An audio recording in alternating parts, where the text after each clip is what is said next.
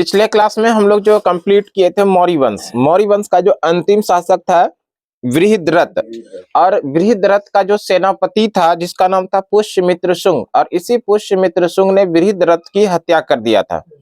और इस तरह से इसके बाद जो है मगध पर मौर्य वंश के बाद दूसरा अगला जो वंश आता है उस वंश का नाम है शुंग वंश। और वही पुष्यमित्र शुंग ने, है ना, पुष्यमित्र शुंग जो कि बृहद्रथ का सेनापति हुआ करता था, उसी सेनापति ने बृहद्रथ की हत्या कर दिया और मगध पर एक नए वंश की स्थापना किया जिसका नाम है शुंग वंश। तो शुंग वंश को हम लोग पूरा डिटेल से देख लेते हैं। शुंग वंश ऐसा है कि 185 से लेकर 72 ईसा पूर्व, 185 से लेकर 72 ईसा पूर्व का जो टाइम पीरियड है ना, वो मगध पर शुंग वंश के शासकों ने शासन किया था, है ना। तो हम लोग शुरू करते हैं शुंग वंश। शुंग वंश की बात करें, शुंग वंश, शुंग वंश, ये शुंग वंश का शासन काल 185 से, देखिए आगे पीछे ये वेरिएशन करेगा, है ना, 185 से लेके 72 ईसा पूर्व। तो इस पर ज्यादा फोकस नहीं करना, ये आगे पीछे एक आध दो साल का डिफरेंस हो जाएगा, उस पर उतना ध्यान देने की बात नहीं है। इतना ध्यान रखिएगा शुंग वंश की स्थापना किसने किया था। स्थापना, शुंग वंश की स्थापना पुष्यमित्र शुंग ने, पुष्यमित्र शुंग, पुष्यमित्र शुंग ने शुंग वंश की स्थापना किया। और जो राजधानी, अभी तक राजधानी था वो कहां पर था, मगध में। और इन्होंने क्या किया, राजधानी पाटलिपुत्र, मगध की राजधानी जो था कहां था भाई साहब, पाटलिपुत्रा, पाटलिपुत्रा। और इन्होंने क्या किया, इस मगध की राजधानी पाटलिपुत्रा से बदलकर विदिशा बनाया था, विदिशा। ये वर्तमान समय में विदिशा की बात करें, ये विदिशा है कहां पर, विदिशा वर्तमान समय में मध्य प्रदेश में है। कहां पर है, मध्य प्रदेश में एक शहर है जिसका नाम है विदिशा, और ये इसी विदिशा को राजधानी बनाया था। तो यहाँ पर एक प्रश्न बनेगा कि पुष्यमित्र शुंग ने मगध की राजधानी पाटलिपुत्रा से बदलकर कहाँ किया था। तो हम लोग आंसर क्या करेंगे, विदिशा। विदिशा किस राज्य के अंदर में है, मध्य प्रदेश का एक शहर है विदिशा, यहीं पर इन्होंने अपनी राजधानी बनाया था। क्लियर है। मौर्य वंश का अंतिम शासक बृहद्रथ, इसका प्रमुख सेनानायक पुष्यमित्र शुंग, इसी ने बृहद्रथ की हत्या करके मगध में सबसे पहले ब्राह्मण वंश, इसी का एक और नाम है भाई साहब, ध्यान रखिएगा, शुंग वंश को ही कहते हैं ब्राह्मण वंश भी। शुंग वंश का एक और नाम है क्या, ब्राह्मण वंश, इसको भी ध्यान रखिएगा आप लोग, ब्राह्मण वंश, ब्राह्मण वंश। ये ब्राह्मण वंश के नाम से भी शुंग वंश को जानते हैं, है ना। पुष्यमित्र, इसने बौद्ध धर्म, इसे, ये पुष्यमित्र शुंग है ना, इसे बौद्ध धर्म का विनाशक माना जाता है। इसे बौद्ध धर्म का क्या माना जाता है, विनाशक, बौद्ध धर्म का विनाशक माना जाता है, विनाशक माना जाता है। क्यों माना जाता है बौद्ध धर्म का विनाशक, इसके बारे में समझिए। अशोक ने जो स्तूप का निर्माण कराए थे, बहुत सारे स्तूपों का निर्माण कराया था सम्राट अशोक ने, और जो निर्माण करवाया था सम्राट अशोक ने स्तूपों का, उसी स्तूप को इन्होंने नष्ट करवाया था। इसलिए ऐसा माना जाता है कि पुष्यमित्र शुंग जो थे ना, बौद्ध धर्म के विनाशक माने जाते हैं। सीधा प्रश्न आप लोगों को याद रखना है, बौद्ध धर्म के विनाशक किस शासक को माना गया था, तो वह है शुंग वंश का शासक जिसका नाम था पुष्यमित्र शुंग। क्योंकि इस पुष्यमित्र शुंग ने, जो सम्राट अशोक थे, उन्होंने बहुत सारे स्तंभ लेख का निर्माण कराया था, स्तूपों का निर्माण कराया था, उसका ये क्या कर रहे थे, उसको नष्ट करवा रहे थे, तोड़वा रहे थे। इसलिए इनको क्या माना गया, बौद्ध धर्म का विनाशक। क्लियर है, इतना ध्यान रखिएगा, बौद्ध धर्म का विनाशक माना जाता है। अशोक के द्वारा निर्माण किए गए स्तूप को नष्ट करवाया था। क्यों इसे बौद्ध धर्म का विनाशक माना जाता है, अशोक के द्वारा, सम्राट अशोक, मौर्य वंश का ये तीसरा शासक, वही अशोक, अशोक के द्वारा निर्माण करवाए गए, है ना, निर्माण कराए गए स्तूपों को नष्ट किया था। स्तूपों को क्या कराया था, स्तूपों को नष्ट कराया था, इसलिए इसे क्या माना जाता है, बौद्ध धर्म का विनाशक माना जाता है ना। और इन्होंने एक स्तूप का निर्माण कराया था जिसका नाम है भरहुत स्तूप। भरहुत स्तूप का निर्माण, भरहुत स्तूप का निर्माण किसने कराया था, भरहुत स्तूप का निर्माण करवाया था पुष्यमित्र शुंग ने, का निर्माण कराया था। भरहुत स्तूप का निर्माण किसने करवाया था, पुष्यमित्र शुंग ने करवाया था। और इन्हीं के शासन काल में, यानी पुष्यमित्र के शासन काल में ही दो प्रमुख पुरोहित थे और ये यज्ञ भी थे, कराए थे, दो अश्वमेध यज्ञ कराए थे, दो अश्वमेध यज्ञ करवाया था। और ये अश्वमेध यज्ञ जो करवाया था इसके बारे में थोड़ा सा समझिए। अश्वमेध यहाँ पर लिखते रहे, अश्वमेध यज्ञ जो कराया था, और दो पुरोहित, इसके जो प्रमुख पुरोहित थे, प्रमुख पुरोहित की बात करें तो प्रमुख जो पुरोहित थे वो थे पतंजलि। कौन थे, पतंजलि। पतंजलि के बारे में थोड़ा सा जानिए।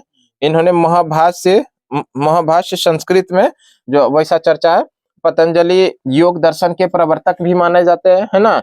इन्हीं के द्वारा प्रमुख दो अश्वमेध यज्ञ कराया गया था। इसके मुख्य पुरोहित कौन थे, पतंजलि। क्लियर है। पुष्यमित्र शुंग, पुष्यमित्र शुंग के बारे में थोड़ा बहुत पढ़े। क्या क्या पढ़े, पुष्यमित्र शुंग ने सबसे पहला ही प्रश्न, बढ़िया सवाल था उसमें, कि इन्होंने अपनी राजधानी को बदलकर पाटलिपुत्रा से कहाँ किया था, विदिशा किया था, है ना। और इसके बारे में और भी प्रश्न पढ़े, जो कि इसे बौद्ध धर्म का विनाशक बताया गया। क्यों बौद्ध धर्म का विनाशक बताया गया, इसलिए बौद्ध धर्म का विनाशक बताया गया कि इन्होंने जो है सम्राट अशोक ने जो स्तूप का निर्माण करवाया था, उस स्तूप को इन्होंने क्या करवाया था, नष्ट करवाया था, इसलिए इनको बौद्ध धर्म का विनाशक बताया जाता है ना। और इन्होंने एक स्तूप का निर्माण भी करवाया था जिसका नाम है भरहुत स्तूप। इन्हीं के शासनकाल में दो अश्वमेध यज्ञ कराया गया था, और इस अश्वमेध यज्ञ के जो मुख्य पुरोहित थे ना, वो थे पतंजलि। पतंजलि के बारे में हम लोग पढ़े कि पतंजलि योग दर्शन के प्रवर्तक माने जाते हैं ना। योग दर्शन के प्रवर्तक कौन माने जाते हैं, पतंजलि। आगे अगर बात करें तो संस्कृत भाषा का सबसे अधिक विकास इन्हीं के शासन काल में हुआ था। ये भी इंपॉर्टेंट भाई सब, यह ध्यान रखिएगा, शुंग वंश के शासन काल में ही, है ना।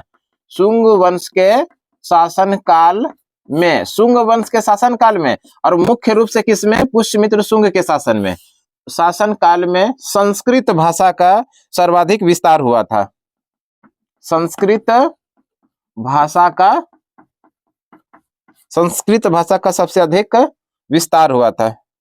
विस्तार के या विकास के, संस्कृत भाषा का सर्वाधिक विस्तार या विकास हुआ था। सर्वाधिक विकास यानी आगे बढ़ा था, विकास हुआ था। ये इंपॉर्टेंट है, ध्यान रखिएगा। संस्कृत भाषा का सर्वाधिक विकास इसके शासन काल में शुंग वंश में हुआ था। और शासन काल की बात करेगा तो पुष्यमित्र शुंग। इसके अलावा जो है हिंद यूनानी का आक्रमण सर्वप्रथम इसी के शासन काल में हुआ, है ना, परंतु पुष्यमित्र शुंग ने हरा दिया, तो वो अलग बात है। हिंद यूनानियों का आक्रमण, हिंद यूनानियों का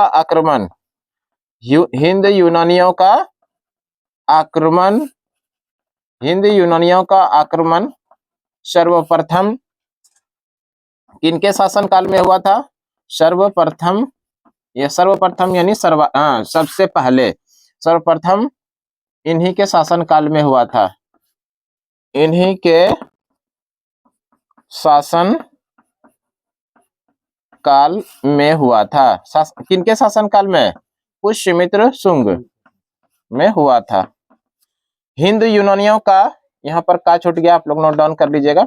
हिंद यूनानियों का आक्रमण सर्वप्रथम इन्हीं के शासन काल में हुआ था, यानी पुष्यमित्र शुंग के शासन काल में हुआ था। लेकिन पुष्यमित्र शुंग ने हिंद यूनानी को हरा दिया था, ये भी ध्यान रख लीजिएगा। हिंद यूनानियों को हरा दिया था, हिंद यूनानियों को हरा दिया था। किसने हरा दिया था, पुष्यमित्र शुंग ने हरा दिया था। आगे अगर हम लोग बात करें ना इसी में कि इसी का उत्तराधिकारी यानी कि पुष्यमित्र शुंग का जो उत्तराधिकारी हुआ इसका पुत्र था जिसका नाम है अग्निमित्र शुंग। क्या नाम था? अग्निमित्र शुंग। अग्निमित्र शुंग के बारे में ज्यादा कोई विशेष बात नहीं हम लोग पढ़ेंगे, केवल इतना ध्यान रखना है कि अग्निमित्र शुंग ने बौद्ध धर्म को संरक्षण दिया था। बौद्ध धर्म को संरक्षण दिया था यानी बौद्ध धर्म को आगे बढ़ाने में सहयोग किया था। और जस्ट इसके पहले इनके पिताजी जो थे पुष्यमित्र शुंग, इन्होंने बौद्ध धर्म को विनाशक बताया गया, इन्होंने बौद्ध धर्म को नष्ट करने का कोशिश किया था। जबकि इसका पुत्र इसका उत्तराधिकारी बना अग्निमित्र शुंग, तो उन्होंने बौद्ध धर्म को क्या किया? संरक्षण दिया, बौद्ध धर्म को आगे बढ़ाने में पुष्यमित्र शुंग का जो उत्तराधिकारी हुआ ना, उत्तराधिकारी, इसका उत्तराधिकारी हुआ इसी का पुत्र था, इसी का पुत्र जिसका नाम था अग्निमित्र शुंग। इसी का पुत्र था जिसका क्या नाम था? अग्निमित्र शुंग। अग्निमित्र शुंग। अग्निमित्र शुंग जो थे इन्होंने बौद्ध धर्म का संरक्षण किया था यानी बौद्ध धर्म को संरक्षण दिया था। बौद्ध धर्म को संरक्षण दिया था। और वहीं पर अभी जो हम लोग पढ़े पुष्यमित्र शुंग जो कि बौद्ध धर्म का विनाशक माना जाता है, इन्होंने बौद्ध धर्म को नष्ट करने का कोशिश किया था। दूसरी तरफ से इसका जो उत्तराधिकारी हुआ जिसका नाम है अग्निमित्र शुंग, अग्निमित्र शुंग बौद्ध धर्म के क्या हुए? संरक्षक हुए, यानी कि बौद्ध धर्म को इन्होंने संरक्षण दिया था। इसी अग्निमित्र शुंग ने, यहां से लिख रहे हैं ध्यान रखिएगा, अग्निमित्र शुंग ने जो सांची का स्तूप बनवाया गया था अशोक के द्वारा, इसकी मरम्मत करवाया था। सांची के स्तूप का मरम्मत है ना, ध्यान रखिएगा। सांची के स्तूप का निर्माण अशोक ने करवाया था, है ना। सांची के स्तूप का निर्माण किसने करवाया था? अशोक ने। और सांची के स्तूप का मरम्मत जो करवाया था वो किसने करवाया था? शुंग वंश का जो शासक था जिसका नाम है अग्निमित्र शुंग, उसी ने सांची के स्तूप का मरम्मत करवाया था। आगे अगर बात करें इसी में शुंग वंश का 9वां शासक, शुंग वंश का 9वां शासक, शुंग वंश का 9वां शासक की बात करें, शुंग वंश का 9वां शासक जो हुआ वो है भागभद्र। इसी का एक और नाम है वासुदेव। क्या नाम है? वासुदेव। अगर इनके बारे में थोड़ा डिटेल देखें तो इन्हीं के शासनकाल के 14वें वर्ष में यवन शासक एंटियालकिट्स का राजदूत हेलियोडोरस के द्वारा वासुदेव के सम्मान में विदिशा में एक गरुड़ स्तंभ की स्थापना किया गया था। तो ये याद रखिएगा, यवन शासक है, यवन शासक, और यवन शासक के द्वारा, यवन शासक का जो राजदूत था इन्हीं का राजदूत था, और इस राजदूत का जो नाम था हेलियोडोरस। क्या नाम था? हेलियोडोरस। हेलियोडोरस।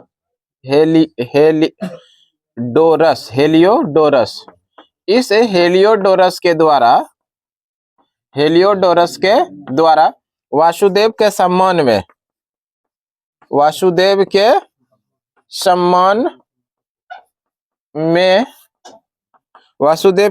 में विदिशा में, कहां पर?